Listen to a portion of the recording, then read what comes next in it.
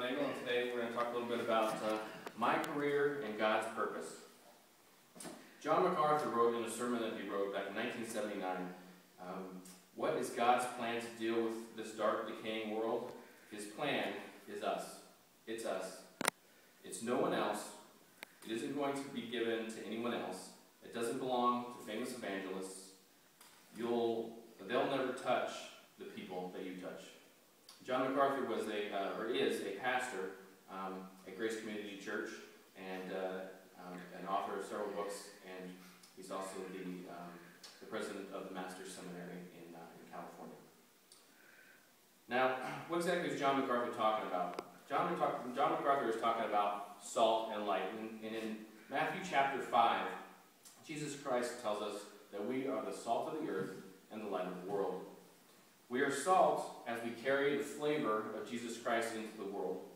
And we are the light as we glow from his message and we reflect his light onto the world. And that light doesn't just reflect just at church or just within our community. It also reflects at our job locations and in our careers. I've been a federal law enforcement officer for 14 years. I started my career in the United States Border Patrol on the southwest border, and I currently work for Immigration and Customs Enforcement in Washington, D.C. at the headquarters level. I've been a Christian for 25 years, and throughout that 25 years I've had my struggles with Christ, but I've done my best to serve Christ in several different areas of ministry, including sports ministry, Sunday school, youth ministry, and deaconship. God has blessed me with the opportunity to provide for my family, and he's also blessed me with the opportunity to carry his salt and his light into the world. It's just a natural combination for us to bring these two things together for work for God's purposes.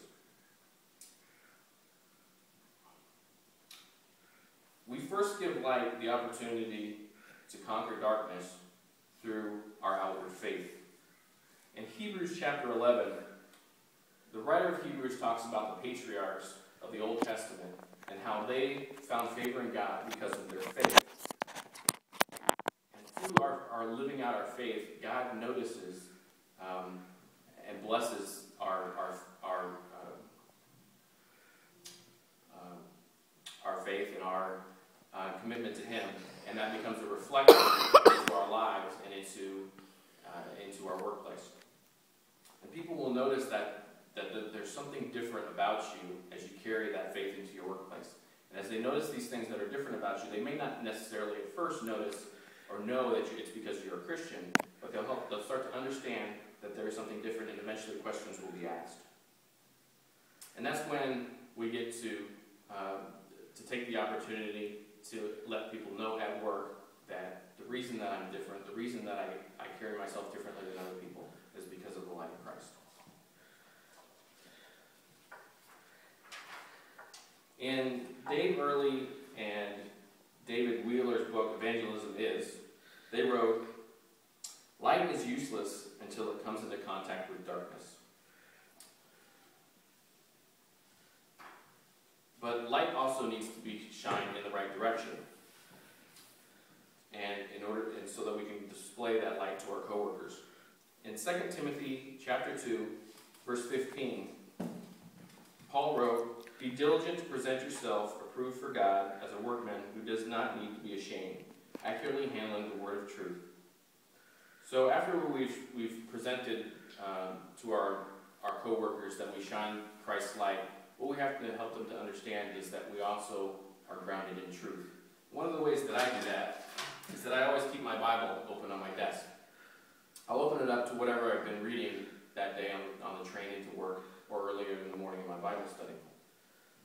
And what that does is when I'm presented with the opportunity to be able to talk about Jesus to somebody at work, I can pull the Bible out and I can show them in Scripture where that truth lies.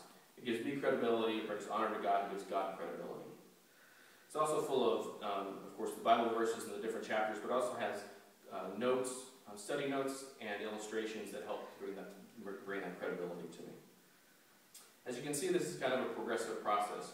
First, we're talking about showing faith, then we're talking about showing truth, And now, the last thing that we need to talk about is actually evangelizing and preaching the gospel to these people. Romans chapter 10 says that, how then will they call on him in whom they have believed? How will they believe in him whom they have not heard? And how will they hear without a preacher? We are these preachers. Elmer Towns wrote in his book, Poor Christianity, that, remember, all evangelism eventually comes down to a one-on-one encounter between the person seeking Christ and a Christian showing him the way. There are 4 different people at work that come to mind when I think about sharing my faith at work. Each one of those people are in different stages of their walk with Christ, but I'm proud to know that I can be a part of that walk and to help them to grow in their faith. The light that Christians shine is a reflection of Christ, and the salt that we spread brings glory to him. I will continue to spread salt and in the workplace and allow Christ's light to shine to my coworkers and for those that